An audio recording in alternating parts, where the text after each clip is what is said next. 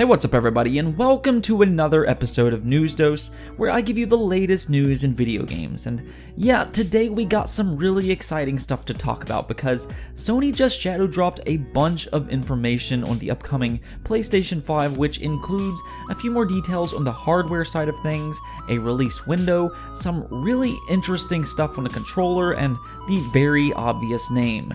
We also have one upcoming developer that has already revealed they are working on a PlayStation 5 game, and to their quote, it's a big one. So we're going to talk all about that, plus one of this year's best games also got announced for the PlayStation 4, and it's coming out sooner than you may think. But first, let's talk about the PlayStation 5, because I know many of you are really excited for the next generation of consoles to arrive, and so am I, frankly. So let's get the first thing out of the way. It's now official that the PlayStation 5 will indeed be named the PlayStation 5. Of course, this is to be expected, and I really see no reason for them not to do this.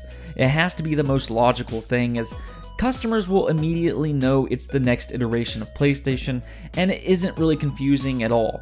We can't say the same for all consoles in the past, sadly, and to this day I've still seen some people confused and believes that the Wii U is just a Wii with a tablet. Of course, we know that isn't true, but much of the general public is not as in the know as we are on subjects like this. So it's very important to keep in mind how the customers is going to view something. Now, we also got a release window for the PlayStation 5, and this too I think was fairly obvious, which was for the holiday of 2020. So I'm just going to go out on a limb here and predict it will be releasing November of 2020. Actually, both the Xbox One and PlayStation 4 was released in November, which is the perfect time in my opinion because you're releasing it right before the holidays start and people rush out to buy gifts, and of course you have Black Friday. So now that we know the release window and what the PlayStation 5 will be named, but what about the hardware? And that's where this gets really interesting, and even though Sony is keeping things close to the vest, they did reveal a few things that I do find very interesting. Now, one thing to keep in mind is I actually think that the Xbox Scarlet will be very similar to PlayStation 5, so this will be important to Xbox gamers as well in my opinion. But yes, the PlayStation 5 will be supporting ray tracing from the hardware side of things. This was pretty much already confirmed by AMD earlier this year that both Xbox and PlayStation would be supporting ray tracing, but it's nice to hear. And speaking of rays, there will be a Blu-ray drive for the PlayStation 5.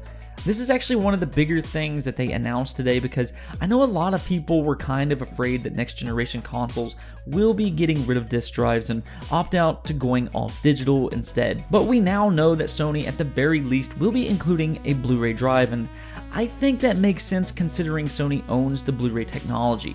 One interesting thing to note here though is that Blu-ray discs for the PlayStation 5 will be 100 gigabytes, and they're actually going to give you more install options such as choosing parts to install to play. As an example, let's say you buy a game that all you want to do is install the single player. It has a multiplayer component, but you just don't want to install that. Well, you have an option of whether you want to install the single player or the multiplayer. You're not forced to download both of them together. And because of this, I'm actually very curious to see how developers utilize this, because obviously a lot of games don't really offer both single player and multiplayer anymore, but it's a really cool option to have, and maybe they'll even give you options to download each chapter of a game individually.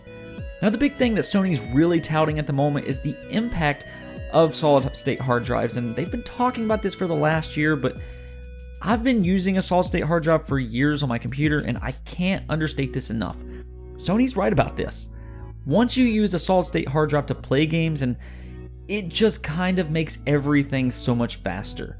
Load times are just a thing of the past, but then going back to consoles, you're just kind of surprised by how much longer the load times are. It's something you don't really notice because you're so used to it, but when you go back to a console after playing a solid-state hard drive, there's a significant difference. So I think you're going to be kind of surprised at how much faster they actually load, and this does have an effect within the game as well, even if we don't really notice it all the time. I really do think it's going to be one of the most noticeable changes moving into next generation, and just how much faster everything truly is. Now moving on, let's talk about the controller, because it does seem like they have added quite a few different features into their new controller for the PlayStation 5. Of course, we don't know what kind of design it has just yet, but it's apparently very similar to the PlayStation Controller that we have right now, but it will be heavier than the current DualShock 4, but also it'll be lighter than the Xbox One controller. So that's a pretty good middle ground, I feel.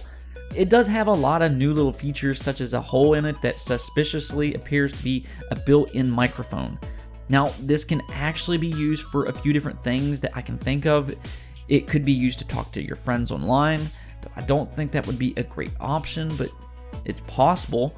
Another option is it could be used for multimedia purposes, similar to how the Kinect was used earlier this generation, and I know a lot of people didn't like the Kinect, but it was a good multimedia device.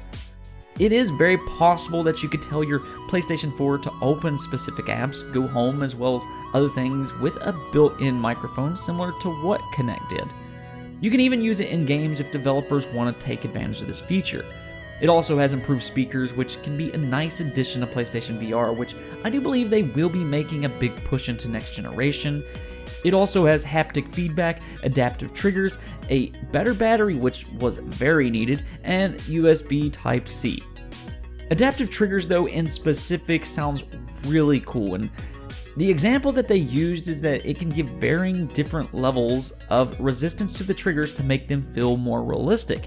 As an example, it could be used to emulate the tension of a bow as you pull it back. So yeah, this feature is probably the most exciting in my opinion. I do think it sounds really cool, but from my understanding, some of the more expensive controllers on the market, such as Scuff, already does this, but to see it in a first-party controller, yeah, it does sound really cool.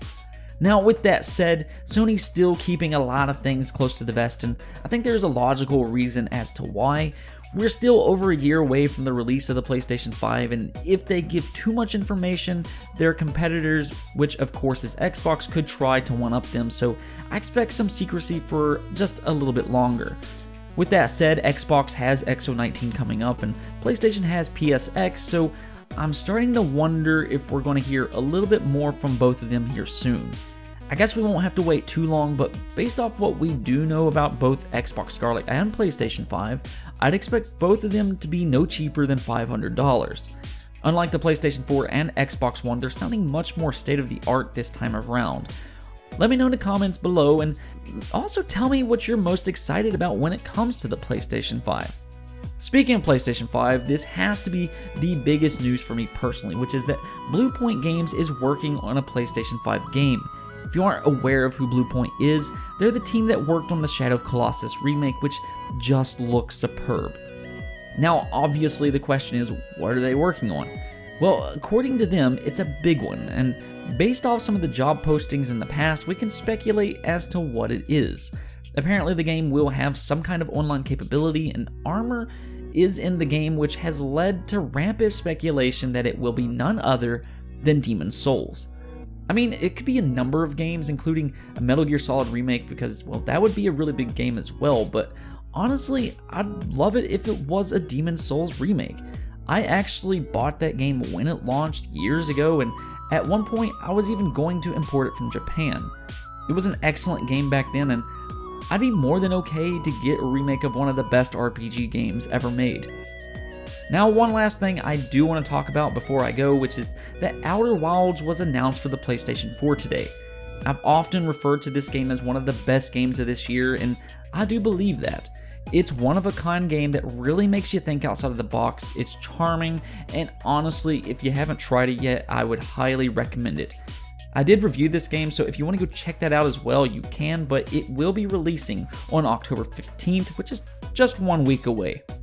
Anyways, though, that's it for this episode, but let me know in the comments below on what you think, and don't forget to hit that subscribe and bell notification button. Peace out.